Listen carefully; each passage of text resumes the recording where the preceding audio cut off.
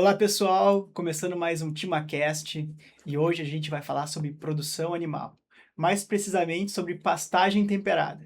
Então, se você é aqui da região sul do Brasil, fica ligado que hoje a gente tem muito conteúdo para vocês.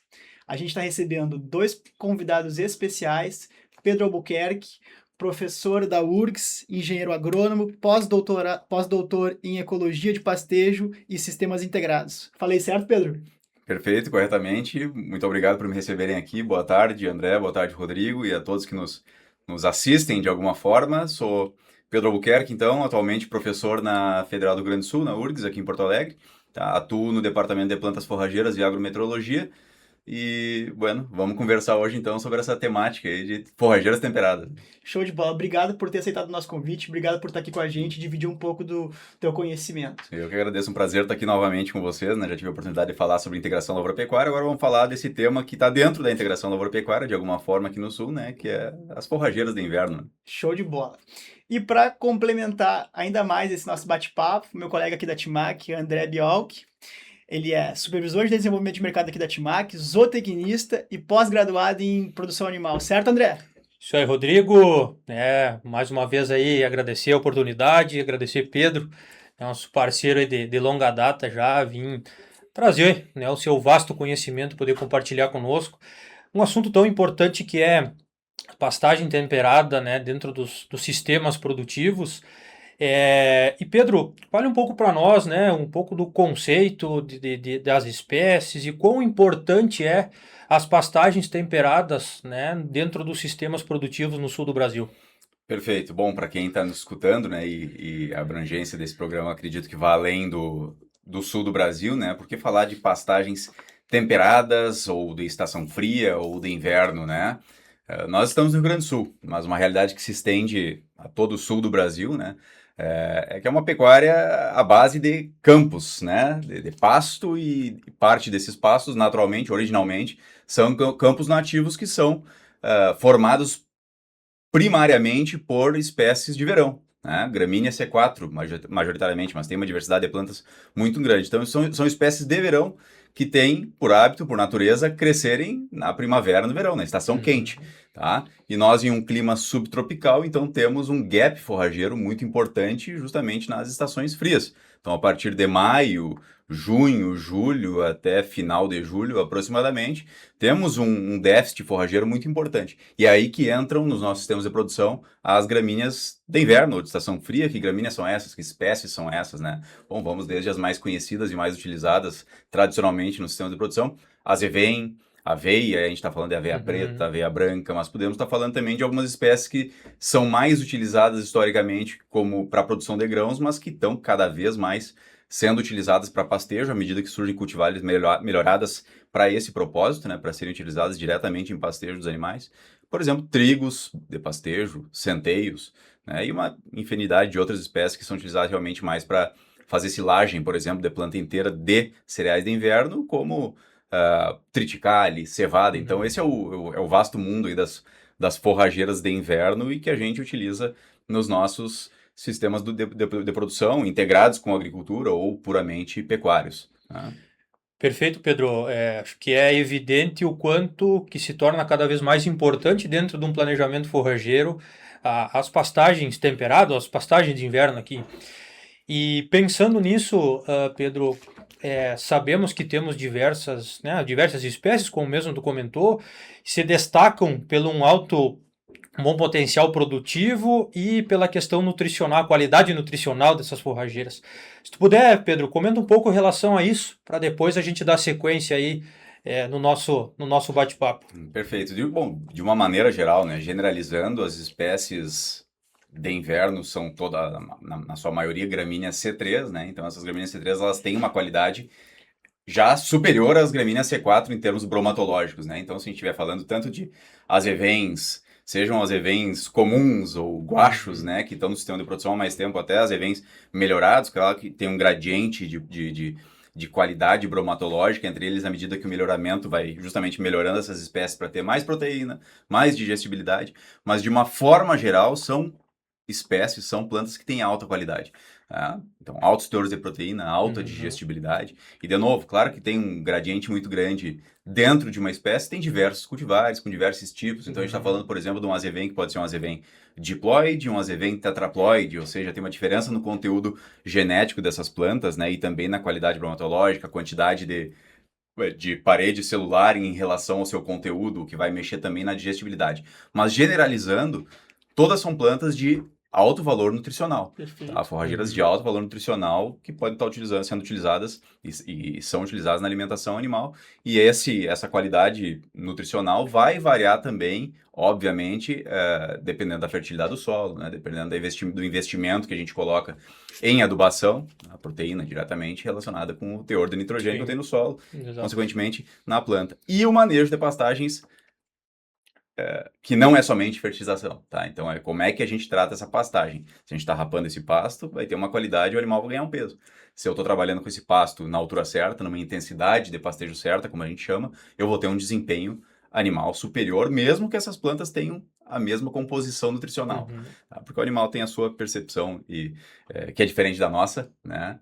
Ele evoluiu pastejando essas plantas, então muitas vezes, e eu acredito que na totalidade das vezes, ele entende mais de como é que ela deveria ser manejada do que nós. E isso vai refletir na maneira como a gente deve manejar as pastagens, mas eu acho que a gente vai ter a oportunidade de conversar mais sobre isso na sequência.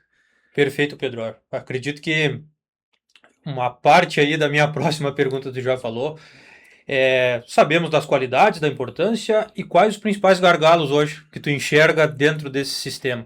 Bom, Qual que é o desafio do produtor, né, André? Isso aí. Acabei comentando brevemente no final da minha resposta, então. De modo geral, né, eu acho que é uma realidade que não é só nossa aqui do sul do Brasil, e nem só do Brasil como um todo, é do mundo inteiro. O principal gargalo no manejo de pastagens ou nos sistemas pecuários baseados em pastagens é errar a mão no manejo, ou seja, o sobrepastejo, rapar pasto. Rapar pasto. Ou em outras palavras, a gente ouve muito isso, se a gente estiver falando de Brasilzão aí, Brasil tropical, né? Exceder a capacidade de suporte de uma pastagem. Uhum. Ou seja, botar mais gado do que ela tolera. Então já fica um alerta para o produtor já de primeira aqui, né? Esse é o E principal vale cuidado. para pastagem temperada e para qualquer pastagem. Isso para qualquer pastagem, né? Minha pastagem, se eu estou falando de uma braquiária ou se eu estou falando de um azevém, o meu solo tem uma característica de fertilidade que vai possibilitar que esse pasto cresça mais ou menos, tá? E claro que as espécies também têm só mais crescimento, menos crescimento, são mais produtivas ou não. E isso vai determinar quantos animais eu posso colocar ali, tá? Para um determinado manejo que vai me trazer um determinado resultado em ganho de peso e em produção de leite. Tá? À medida que eu erro e coloco muitos animais, o que é um problema frequente em Rio Grande do Sul e no mundo inteiro, esse é o principal gargalo. Tá? Isso é o que mais compromete o desempenho animal e a lucratividade em sistemas pecuários. Eu diria que esse é o principal. Tá? E a gente tem N maneiras de agir. Tu falou uma palavra que é chave, né, André? Que é o planejamento forrageiro, que é o principal deles, né? Não existe um sistema de lavouras, mesmo sem pecuária, que ande bem, ainda mais com toda essa variabilidade climática que a gente tem, sem ter um planejamento do uso das minhas terras, do uso dos meus solos, um plano de rotação de culturas. Por que vai ser diferente na pecuária? Daí a gente está falando também de plano de uso do solo, plano de uso das áreas, plano de rotação dessas pastagens no sistema de produção e planejamento forrageiro. Ou seja, planejar de acordo com minha quantidade de animais, com as categorias que eu tenho, mais exigentes, menos exigentes, eu tenho que ter pasto em quantidade e qualidade, se possível, 365 dias do ano. Claro que é difícil, né? Nós temos a dádiva aí, estamos no subtrópico brasileiro, temos supostamente chuva o ano inteiro, com essas oscilações de temperatura, mas a instabilidade é muito grande também. Enquanto no centro do Brasil, no Brasil tropical, eu costumo dizer que o pessoal sabe quando é que vem a seca e ela vem todo ano, aqui a gente não sabe. Então, às vezes, e aí nesse contexto, o planejamento forrageiro é ainda mais importante. Posso fazer a próxima, André? Vai lá, Rodrigão. Seguinte, a gente falou sobre fertilidade do solo, podemos aprofundar esse tema, Pedro. Quanto a fertilidade do solo e o manejo podem contribuir para aumentar a produtividade por hectare e quanto esse manejo é importante para o produtor rentabilizar a pastagem? É fundamental, é fundamental. Falando em pecuária, né, e em pecuária do Rio Grande do Sul, muitas vezes os produtores que são tradicionalmente da pecuária, com base em campo nativo, um recurso natural que está aí para ser utilizado e que não precisa de fertilização, à medida que as pastagens de inverno entram na rotação com a soja, né, que naturalmente a soja, por N motivos, começou a entrar no sistema de produção, começou a ter as pastagens de inverno. Né, e as pastagens de inverno supriram aquele gap forrageiro, aquele vazio forrageiro que a gente tinha no meio do ano, e realmente passou a ter mais pasto do que tinha antes no inverno. Né? Então, talvez pela impressão dos produtores, opa, agora eu tenho comida no inverno, não preciso investir nessa pastagem, né? E ainda mais porque sabendo que a soja é uma leguminosa, então a gente sabe que uma leguminosa fixa nitrogênio, o que se criou no imaginário dos produtores, né, de pecuária, dos pecuaristas? Bom, essa minha pastagem não precisa de investimento, porque eu tenho uma soja, que eu estou fazendo investimento na soja e está ficando nutriente para a minha pastagem, que está mais do que é suficiente. Tá? Hoje em dia a gente sabe que não é verdade. Tá? Hoje em dia a gente sabe que nesse conceito, né, de adubar a lavoura e depois ter uma pastagem na sequência, a pastagem não está atingindo os seus níveis ótimos de nutrição e de produtividade. A lavoura até está, porque a gente está botando o nutriente no pé da lavoura. Né? E aí isso abre para uma conversa que a gente pode ter, já começo a tangenciar a tua pergunta, né, que é a da adubação de sistemas, né? A gente conversou, né, André, sobre essa pauta lá no briefing de produção animal. O que é adubação de sistemas? Eu entendendo que eu tenho um sistema integrado, uma integração lavoura-pecuária, e que o animal, o superpoder dele é fazer reciclagem de nutrientes. A partir do momento que eu tenho um solo com fertilidade construída, é começar a botar todo adubo, nitrogênio, fósforo, potássio, na pastagem, o animal vai reciclar, vou produzir mais pasto, vou produzir mais carne, mais leite, mas o nutriente essencialmente vai estar todo ali. O animal, quando manda embora carne, está mandando praticamente só carbono e água. Então o nutriente todo está ali, para a soja utilizar e se beneficiar. Tá? Mas eu dei toda uma volta. Qual é o potencial da fertilização? É gigantesco, né? Então, para espécies, especificamente espécies temperadas, estamos falando de nitrogênio, fósforo e potássio, né? Resposta de nitrogênio muito clássica. Tá? As plantas respondem muito, muito claramente ao nitrogênio. A gente está falando de pelo menos duplicar a produção quando eu saio de uma aplicação de 0 nitrogênio até 150 nitrogênio. Eu estou falando de passar de uma taxa de acúmulo de 40, 50 quilos por hectare dia para 100, 110, 120. Então eu estou duplicando a produção de pasto, consequentemente estou aumentando também na mesma ordem a produção animal. Tá? Então, a resposta muito clássica de nitrogênio. E estamos sobre solos muito pobres, naturalmente, em fósforo, principalmente. Tá? Então, tem uma resposta também que, aí é claro, falar de fósforo é mais contexto dependente, né? Porque vai depender do solo que eu tô. Então, solos mais pobres, eu vou ter uma resposta muito mais clara do que um solo que é mais rico naturalmente em fósforo, né? Mas também uma resposta talvez não na mesma ordem do nitrogênio, mas respostas da ordem de 20%, 30%, pelo menos, quando esses nutrientes são aplicados de forma solteira, né? A dificuldade de uma resposta como essa é que normalmente tem muitos estudos, a maioria dos estudos está trabalhando com calagem, adubação, e a adubação estou falando de fósforo, de potássio, de nitrogênio, tudo junto. Né? Então o potencial é gigantesco. Então estamos falando de pelo menos duplicar aí um azevém que produziria sem grandes investimentos 3, 4 toneladas, fazendo uma adubação como manda o figurino, seguindo o manual de adubação e calagem. Análise de solo e tudo. Exatamente, eu estou saindo com o mesmo azevém, independente ao cultivar, eu estou duplicando, saindo de 3, 4 toneladas, indo para 7, 8, 10 toneladas, se tudo for. E se aliado a isso estiver o manejo em termos de ajuste de carga. Isso. Eu acho que o principal, né, Pedro, é tratar a pastagem como uma cultura. Perfeito, como uma lavoura. Uma lavoura, né? Qual hoje o produtor que pensa numa cultura de grão sem fazer uma análise de solo, uma correção e colocar os nutrientes ou disponibilizar para a planta que ela precisa de acordo com o potencial produtivo. Perfeito. Então, a gente está falando de espécies forrageiras que têm alto poder produtivo e nós não estamos dando condição para ela. E além disso, muitas vezes, o manejo não está sendo certo, não está colhendo. Está colhendo com a minha colheitadeira quebrada ali, não vai ser eficiente, né? Exato. E, Pedro, em relação, assim, à correção de solo no estado ou no sul, assim, né, a questão de análise de solo e correção com calcários, enfim, né, a gente sabe que isso, desde que, né, há muitos anos, isso já vem se trabalhado. E como é que está atualmente, hoje, assim, todos os solos, a gente pode dizer que está corrigido? Como é que está? O que tu tem para contribuir conosco? De jeito nenhum. Eu vou tentar puxar da memória aqui, e me perdoem se eu errar o número, tá?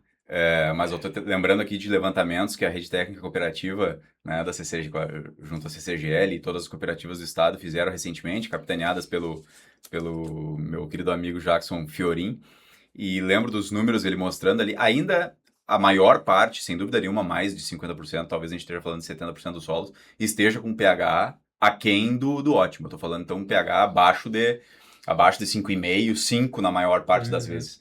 Tá? Então, solos com pH 6 para cima, por exemplo, são uma minoria, né? Que seria o pH, aquele que Ideal. pega a maior parte das culturas, né? Então, ainda a maior parte dos solos do Rio Grande do Sul ainda são ácidos, né? Bom, campo nativo nem se fala, que é onde tem menos investimento, né? Até por não acreditar no potencial de resposta do campo nativo, que existe, mas aí é conversa para outro momento, né?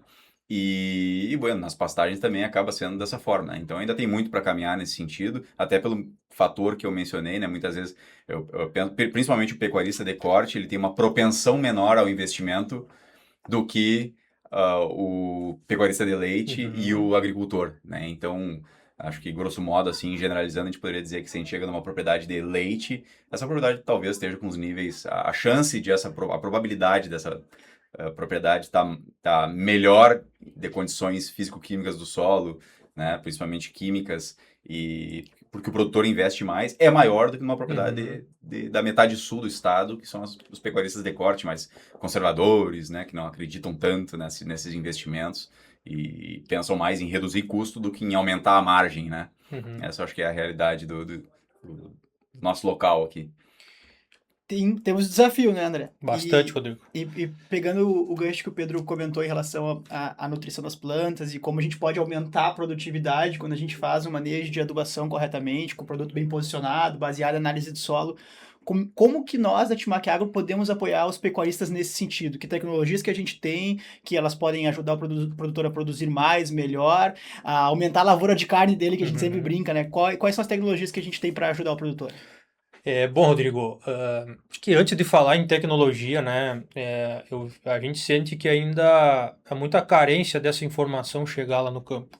Perfeito. E para isso a gente tem a maior equipe de consultores a campo capacitados, buscando identificar, entender os sistemas produtivos de acordo com cada região, com cada realidade, entender as necessidades daquele produtor, né, porque muitas vezes o produtor quer uma receita de bolo, mas a gente sabe que não existe isso dentro do nosso sistema. Então, o primeiro passo é que a Timac Agro tem uma equipe de consultores para identificar, de fato, né, as necessidades de cada sistema produtivo. Apoiar diretamente no campo, né? Personalizado. E além disso, quando a gente fala, né, em nutrição de planta e nutrição animal, a gente tem um portfólio completo, né, independente a cultura, independente o sistema de produção.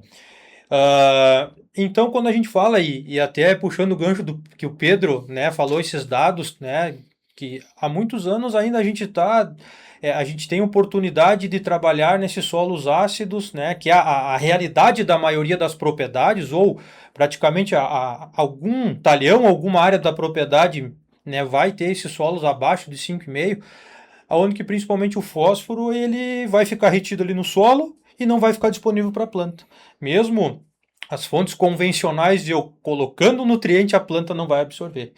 E para isso o TopFos, tecnologia TopFos, né, ela consolidada já. Né, então uma tecnologia consolidada no mercado, ela vai disponibilizar o fósforo para a planta, que vai proporcionar, né, o estabelecimento da minha pastagem, o desenvolvimento radicular, né, para que ela estabeleça, para que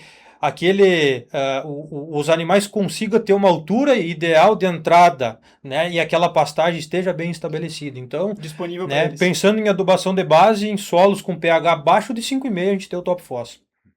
Para as áreas corrigidas, ou seja, com pH acima de 5,5, né, o Inrisa, uma tecnologia também consolidada no mercado, aonde que além, né, dessa disponibilidade do fósforo, ela vai ativar as micorrizas nativas do solo.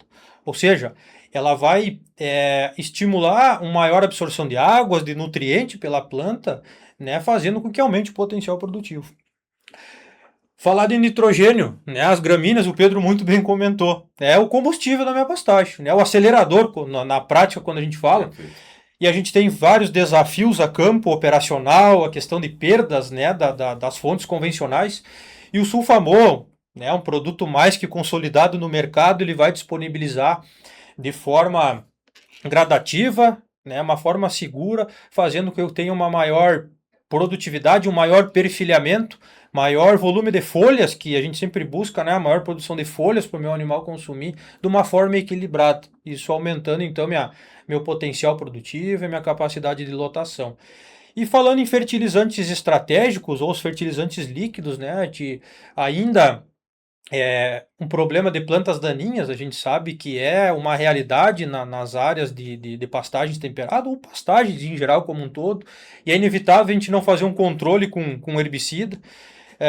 Então o Progen Detox ele vem para minimizar esses possíveis impactos, né, de fitotoxicidade da planta, né, fazendo que dá famoso travamento. Travamento, né, reduz o tempo de utilização da minha pastagem. Então o Progen Detox ele nutre e melhora a planta, fazendo com que ela produza mais. E eventualmente, se eu tiver aí um estresse, seja ele um estresse climático, geadas, né, frios muito severos que a gente tem aqui, né, ou até o próprio estresse do animal, né, porque não, um estresse mecânico, o animal pastejando causa um estresse para a planta, a gente tem o Fertiactil GZ. Eu ia mesmo te perguntar, porque o GZ é muito utilizado também. Então, assim que ele vai auxiliar esse perfilhamento, esse maior estabelecimento dessa planta após, né, um estresse. Então, Rodrigo, de portfólio a gente tem um completo. Tem a nossa equipe para auxiliar, desde o planejamento forrageiro, né, que o Pedro falou, extremamente importante, né, são bem treinados nisso, né? A parte da interpretação da análise de solo para recomendar, de fato, a tecnologia de acordo com cada realidade.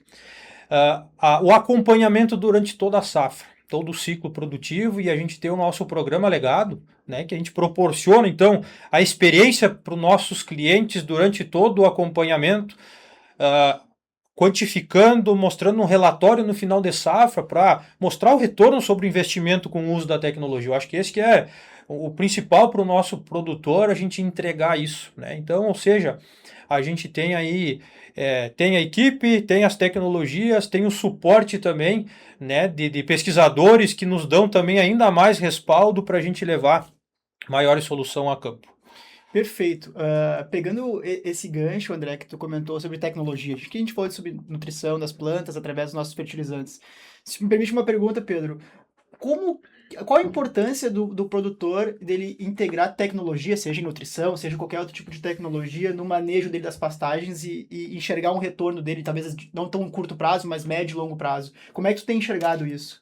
Basicamente, essencialmente, o manejo de pastagens a gente pode generalizar, ou vamos generalizar por conveniência aqui na nossa conversa, é integrar duas tecnologias, né? Que é a tecnologia de insumos e a tecnologia de processos, né? Então, já falamos bastante da tecnologia de insumos, que é investir em ingredientes, né? Ou ferramentas de qualidade para dar o suporte nutricional para as plantas crescerem, mas de nada adianta eu fazer um investimento nos melhores produtos, em produtos de liberação lenta, top de linha, tudo de bom e do melhor que as plantas merecem, e não associar isso à tecnologia de processos, que é o manejo da desfolha, né? Como é que esses animais, que são as nossas colhedoras, estão colhendo esse pasto. Então eu trabalho com sulfamol e todos os produtos que você tem à disposição, bota os animais em uma carga equivocada, não monitora aquela pastagem, eles rapam o pasto e eu estou desperdiçando, basicamente eu estou desperdiçando o potencial produtivo dessa pastagem e dinheiro que eu investi nos produtos, né? Então tem que associar essas duas coisas. Né? O manejo da desfolha corretamente, trabalhando com alturas de pasto, que toda a equipe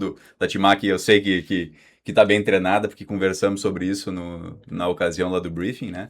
Com a utilização da tecnologia de insumos. Eu acho que dá para a gente reduzir nessa nossa charla, resumir na nossa charla a integração dessas duas tecnologias, né? A tecnologia de processos, que é o manejo da desfolha, como é que eu manejo essa pastagem, não deixa o animal rebaixar, quando ele abaixa a cabeça ele tem que estar encontrando folhas verdes, né? E preferencialmente folhas verdes intactas, né? Que ele não esteja abaixando a cabeça e encontrando um pasto que o animal do lado já pastejou. Né? O que vai levar isso? Vai levar um rebaixamento exagerado ao pasto sendo rapado. Tá? Então o animal sempre baixa a cabeça, encontrar folhas verdes, eu nunca estou rebaixando esse pasto mais do que 40%, 50%, tá?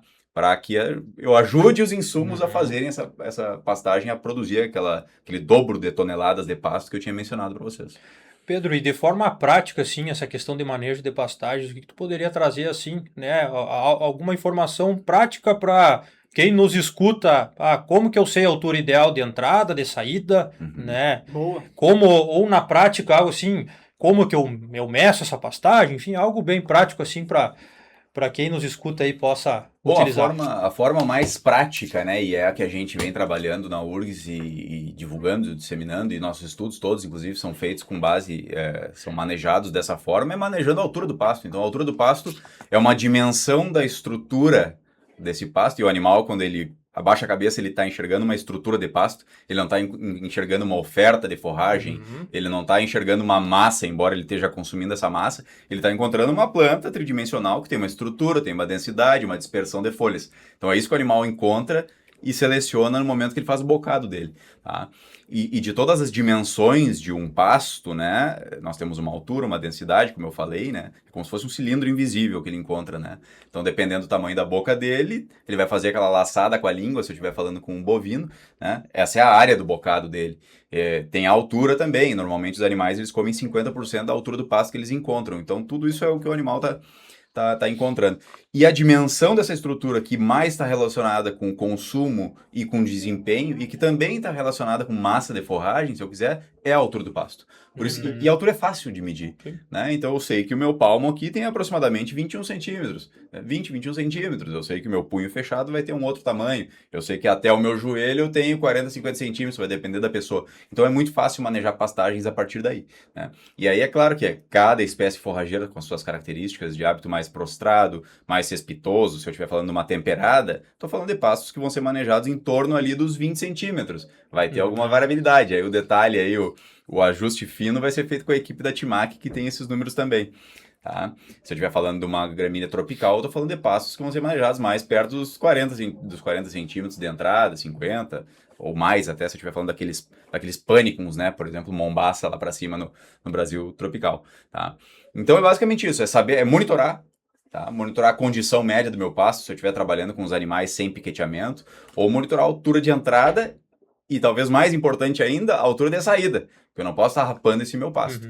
Tá? Então, essa seria a dica prática. Agora, os números, né? Eu poderia estar dando números aqui de entrada e saída de cada espécie forrageira, mas eu acho que é algo que o pessoal pode buscar, pode acessar vocês, pode acessar a mim também, na universidade, sempre à disposição para fazer esse ajuste fino e conversar sobre isso. Mas acho que seria a dica mais prática, né? Associar tecnologia de insumos com tecnologia de processos e, na prática, essa tecnologia de processos, que é o manejo da desfolha, é manter as alturas corretas de manejo. Aí eu vou ter Fazendo isso, já vai estar com meio caminho andado. Meio caminho andado. Vou ter mais consumo, o animal vai estar consumindo mais, vai estar produzindo mais, meu pasto vai ter folhas para produzir mais e utilizar o insumo que foi colocado no solo.